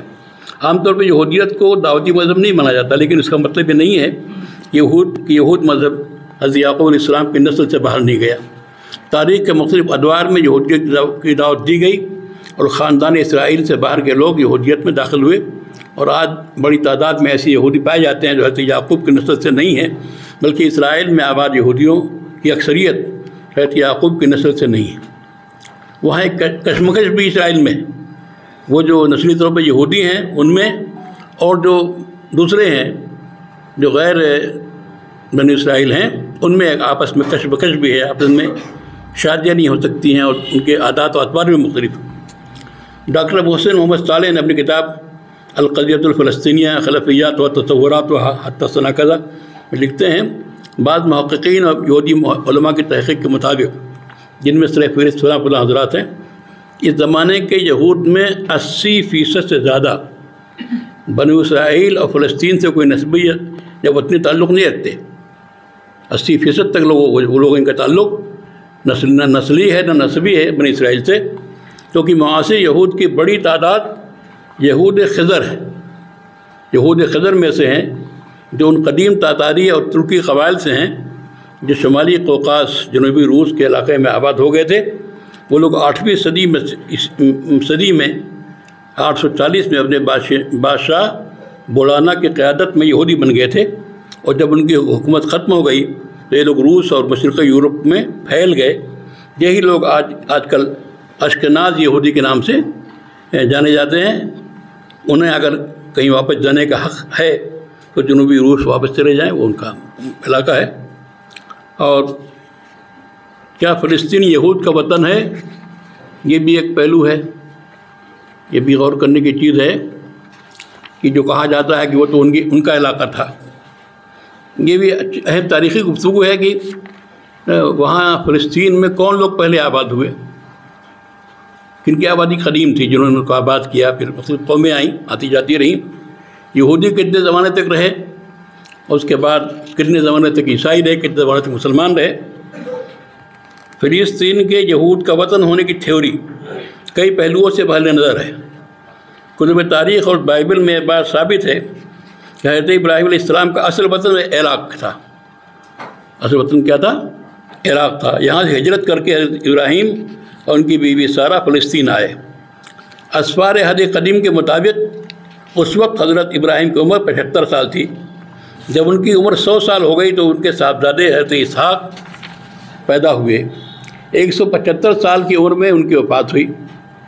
سفر تکوین کے مطابق، سن لیجئے، سفر تکوین کے مطابق جب حضرت سارہ کا انتقال ہوا تھا تو حضرت ابراہیم نے فلسطین کے قدیم باشندوں سے ان کی قبر کے لیے جگہ مانگ کر اس میں انہیں دفن کیا۔ وہ فلسطینی تو نہیں تھے، وہاں سے آئے تھے عراق سے۔ جب ان کی بیوی کا انتقال ہوا تو ان کی قبر کے لیے باقاعدہ جگہ مانگی کہ ہمیں دفن کرنا ہے، ہم کو جگہ دے دو۔ جب حضرت اسحاق کی عمر 60 سال ہوئی تو ان کے بیٹے حضرت یعقوب پیدا ہوئے، اور 180 سال کی عمر میں حضرت اسحاق کا انتقال ہوا۔ وہ بھی فلسطین کی ایک بالش زمین میں کے مالک نہیں ہوئے۔ حضرت یعقوب اپنے والد حضرت اسحاق کے بعد اپنی اولاد کے ساتھ مصر منتقل ہو گئے، اور 147 سال کی عمر میں مصر میں ان کی وفات ہو گئی۔ جب وہ مصر منتقل ہوئے ان کی عمر 130 سال تھی، اور ان کے اولاد کی تعداد 70 تھی۔ حضرت ابراہیم ان کے صاحبزادے حضرت اسحاق اور ان کے پوتے حضرت یعقوب کی فلسطین میں مجموعی رہائش 230 سال رہی، کل 230 سال وہاں رہے۔ وہ حضرات فلسطین میں پردیسی کی حیثیت سے رہے، زمین و جائیداد کے مالک نہیں تھے۔ یہ سب تفصیلات توریت میں کتاب پیدائش میں درج ہیں، ان کو بھی پڑھنا ضروری ہے۔ اگر آپ ان سے بات کریں گے، مطمئن کرنا چاہیں گے، اس چیزوں کو پڑھیے کہ وہاں جو تھے حضرات، ان کے آبا، وہ گویا جیسے وہاں کے وہ نہیں وہ وطنی تھے وہاں کے، بلکہ وہ آئے ہوئے تھے عراق سے اور وہاں رہے، اور ان کو اگر قبر دفن بھی کرنا ہو تو زمین انہوں نے مانگی یا خریدی، اس طرح سے ہوا۔ توریت کے مطابق مصر میں بنی اسرائیل کے قیام کی کل مدت 400 سال ہے، 400 سال تک ہم مصر میں رہے۔ وہی لوگ وہاں بھی وہ لوگ پردیسی کے طور پر رہے، ان کے پاس جائیداد و املاک نہ تھی۔ بنی اسرائیل 40 سال تک میدان تیہ میں سرگرداں رہے۔ حضرت موسیٰ علیہ السلام فلسطین میں داخل نہ ہو سکے۔ ان کی وفات کے بعد حضرت یوشع کی زیر قیادت بنی اسرائیل کو فلسطین میں داخلہ نصیب ہو سکا، اور فلسطین کے ایک حصے پر ان کی نیم حکمرانی تقریباً 300 سال رہی۔ پھر بخت نصر نے فلسطین سے ان کا صفایا کر دیا، ہیکل سلیمانی کو مسمار کر دیا، اور اس شدت کو بالکل اجازت دیا، جو بنی اسرائیل کو بے دریغ قتل کیا، اور جو زندہ بچے انہیں قید کر لیا۔ شیخ عبدالوحید بستان لکھتے ہیں اگر فلسطین میں بنی اسرائیل کی رہائش کی پوری مدت جمع کی جائے تو اتنی بھی نہیں جتنی مدت انگریز ہندوستان میں رہے اور ہائیلینڈ کے لوگ انڈونیشیا میں رہے۔ اگر اتنی کم مدت کسی قوم سے کہیں آباد رہنے سے اس کا تاریخی حق بن جاتا ہے تو انگریزوں کو ہندوستان پر اور ہائیلینڈ والوں کو انڈونیشیا پر دعویٰ کرنے کا حق بن جائے گا۔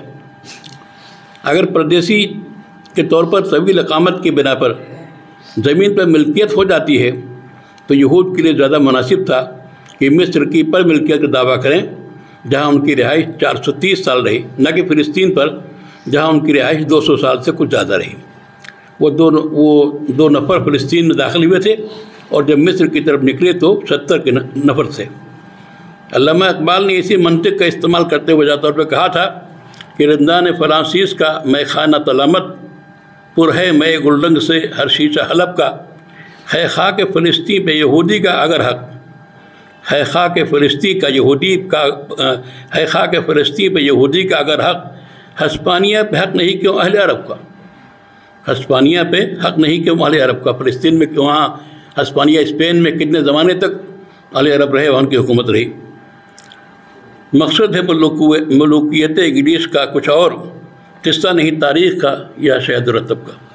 تو یہ بالکل سمجھنا غلط ہے کہ سرزمین فلسطین سے اہل عرب کا رشتہ اس وقت قائم ہوا جب حضرت عمر کے دور خلافت میں 17 ہجری میں صلح کے ذریعے داخل ہوئے اور مسلمان ہوا۔ تاریخ کے مطابق ہم بتاتا ہے کہ سرزمین فلسطین میں عرب قبائل کی آبادی بہت قدیم ہے، ہزاروں سال سے عرب وہاں آباد ہیں۔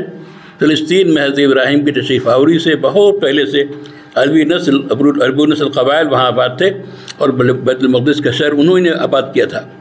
ڈاکٹر محمد صالح نے اپنی اس کتاب میں تفسیر اس کی پوری لکھی ہے کہ کب سے یہاں آبادی عربوں کی ہوئی، کس زمانے سے فلسطین میں، اور کون سی نسل یہاں پر آباد تھی۔ تو میں نے یہاں تاریخی طور پر جو چیزیں واقعات پیش آئے ہیں ان کے سرین بھی درج کیے ہیں، اور کچھ اعداد و شمار بھی اس میں جمع کر دیے ہیں، جس سے گویا جو یہ بات کہی جاتی ہے کہ بھئی یہ تو انہی کی چیز تھی اور اگر وہ آ گئے ہیں تو کیا مسئلہ ہے۔ تو یہ تو ماضی کی بات ہے، اور میں کہہ رہا ہوں اس سب کو اس میں مطالعے کی ضرورت ہے، اس کو پڑھنے کی ضرورت ہے۔ محض یہ کہ سنی سنائی باتوں پہ اکتفا نہیں کرنا چاہیے۔ جو بات بھی کی جائے تو گفتگو رہے ہیں تو آپ کے بعد دلائل تو ہوں، آپ کو واقفیت تو ہو کہ آپ ان سے بات کر سکتے ہو۔ اب ظاہر ہے کہ اس وقت جو صورتحال چل رہی ہے وہ تو بالکل ہی گویا ظلم و ستم کی آخری حد ہے وہ، اور دنیا جس طرح سے یہ منظر دیکھ رہی ہے کہ گویا بم برسائے جا رہے ہیں، نہتے شہریوں پر ظلم کیا جا رہا ہے، ان کا جن کی زمین ہے، ان کا علاقہ ہے، جنہیں دھکا دے دے کے سیمنٹ کے تھوڑی سی جگہ میں بند کر دیا گیا ہے، اب ان کو وہاں سے وہ جاڑنے کا پلان ہے۔ ان کا مسئلہ یہی ہے کہ وہاں سے یہ نکل جائیں گے تو پھر ہم سکون کے ساتھ رہیں گے اور آگے اپنی مملکت کو آگے بڑھائیں گے، ان کا منصوبہ یہی ہے۔ لیکن اللہ کا منصوبہ کیا ہے وہ اللہ جانتا ہے۔ بات یہ ہے کہ ضرورت اس کی ہے کہ ہم جائزہ لیں کہ ہم سے کیا کمیاں ہوئیں اور ہم کیا کر سکتے ہیں، کہاں کہاں ہم سے کمی ہوئی، اور جہاں جو کمیاں ماضی میں ہو چکی ہیں اب آئندہ نہ ہوں، بلکہ جو کچھ شکلیں ہو سکتے اس کو اختیار کیا جائے۔ ظاہر ہے کوئی توازن نہیں طاقت کا، ایک طرف گویا امریکہ ہے، برطانیہ ہے اور فرانس ہے، فلاں ہے، پورا مغرب کھڑا ہے اپنے ہتھیاروں کے ساتھ، اپنے جنگی بیڑے بھیج دیے ہیں سب۔ ایک طرف مسلم ممالک ہیں جو محض زبانی باتیں کر رہے ہیں، ان کی کنڈیشن یہ نہیں ہے کہ عملی اقدام کریں، کیا کیا ڈرے ہوئے ہیں اللہ جانے۔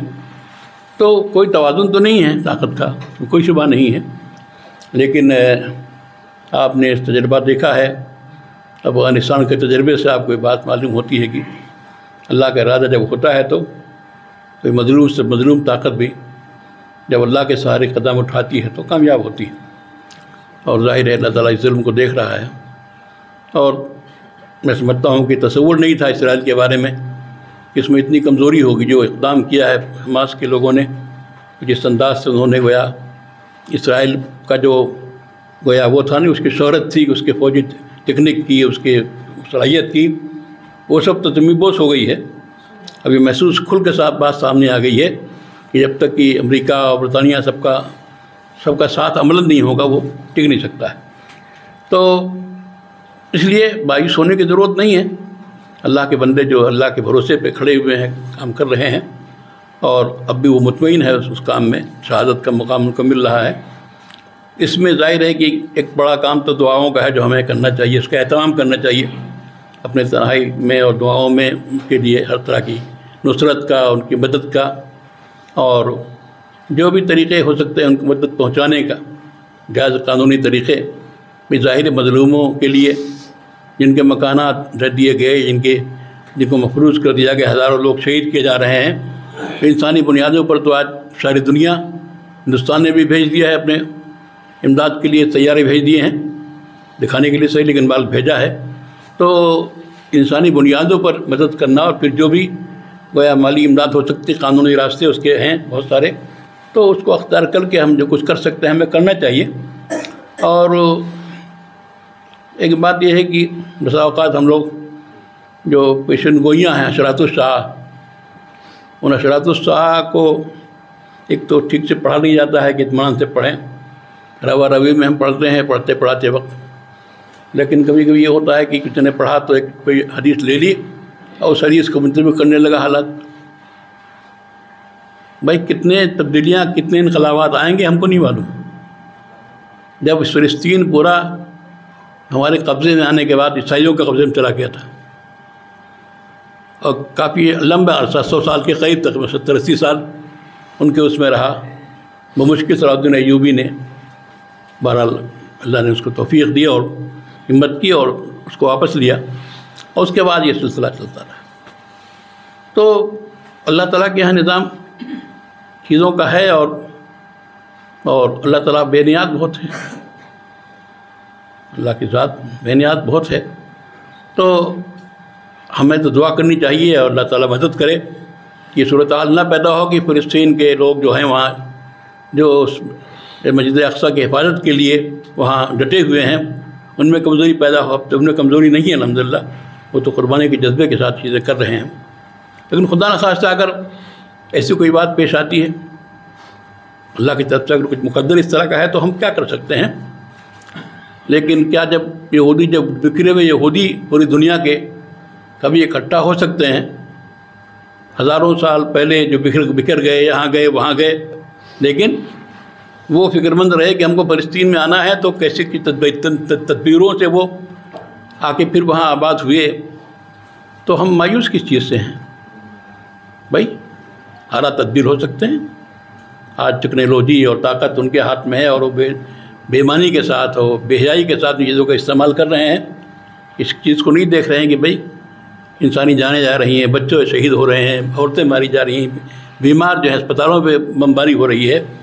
تو ان سب چیزوں سے بے پرواہ ہو کر کے جو سری ظلم کر رہے ہیں، انشاءاللہ اللہ کی مدد ان کو حاصل نہیں ہوگی، اور کسی نہ کسی مرحلے میں ویسے ناکامی سے دوچار ہوں گے کہ انہیں خود حیرت ہوگی کہ ہم نے کیا کیا ہے۔ لیکن بہرحال جو واقعات بھی پیش آئیں، ان واقعات کے تعلق سے جو اشراط الساعہ ہیں، جو حدیثیں اس سلسلے کی ہیں، کسی کو منطبق کر کے یقین کے ساتھ اور اس کی تبلیغ کرنا یہ صحیح نہیں۔ اس سے بہت سے برے اثرات بھی پڑتے ہیں، غلط اثرات پڑتے ہیں۔ مجھے صاف طور سے نہ کہنے دیجیے کہ ان قیامت کی علامتوں کے تعلق سے ایک تو بہت سمجھنے کی ضرورت ہے، اس کا محل کیا ہے۔ بعض لوگ ایسا کہتے ہیں گویا کہ بس اب آ گیا ٹائم، تو دجال بھی آ رہا ہے، اب تو حضرت مسیح بھی آ گئے اور فلاں بھی ہو گیا۔ یہ سب غلط تشریحات ہیں، اور اس سے بہت ہی غلط پیغام جاتا ہے لوگوں کے دلوں میں۔ یہ تو عروج زوال شکست اور فتح، یہ چیزیں قوموں کے ساتھ پیش آتی ہیں. مسلمان قوم خود پورے تاریخ اسلام میں کتنی بار اس طرح کے واقعات پیش آئے ہیں، لیکن اسلام جب تک اللہ تعالیٰ کو پسند ہے، اسلام آخری مذہب ہے، زندہ رہے گا انشاءاللہ. تو ان ساری کمزوریوں کے باوجود بھی اللہ تعالیٰ حالات پلٹیں گے اور صورتحال بدلے گی. ایسی مایوسی کی چیز نہیں ہے کہ بالکل ہم مایوس ہو جائیں اور یہ ہو جائیں. اور جو کچھ ممکن ہے دعا کے ذریعے، اس کے علاوہ جو اور ذریعہ ہو سکتا ہے اس کو اختیار ہم کریں. لیکن اب ٹھیک ہے، حدیثوں میں آتا ہے ایک زمانہ پھر آئے گا، فلسطین ہمارے یہاں سے وہ کیا نام ہے استنبول ہمارے یہاں سے چلا جائے گا. پیشن گوئیاں ہیں، لیکن ہم کیوں سمجھے کہ ابھی ہونے جا رہا ہے، اللہ نہ کرے. تو پیشن گوئیوں کو منطبق کرنا، قطعیت کے ساتھ سمجھنا کہ اب یہی وقت آ گیا ہے، یہ دجال ہے، فلاں یہ آ گیا، یہ تعبیرات صحیح نہیں ہوتی ہیں. اس سے گویا کنفیوژن پیدا ہوتا ہے اور طرح طرح کی چیزیں پیدا. بات یہ ہے کہ ہم جس چیز کے مکلف ہو اسے ہم کریں، جس چیز کے ہم مکلف ہو ہم کر رہے ہیں کہ نہیں کر رہے ہیں، مسئلہ یہ. اللہ کے رسول کا ارشاد ہے کہ اگر قیامت قائم ہو جائے اور تمہارے ہاتھ میں کوئی پودا ہو تب بھی اس کو لگا دو، اس پودے کو لگا دو، محسوس ہو قیامت قائم ہو گئی. حالات جو بھی ہیں، جس میدان میں ہم کو جو جدوجہد کرنی ہے، جو کوششیں کرنی ہے، ان کوششوں کو ہم جاری رکھیں، اللہ سے دعا کریں حالات کی بہتری کے لیے، کامیابی کے لیے. اور یہ حالات بھی ہم کو بیدار کرنے کے لیے آتے ہیں. ہمیں ایک گویا جو غفلت ہے اور تمادی ہے اس کو ختم کرنے کے لیے اللہ تعالیٰ حالات پیدا کرتے ہیں.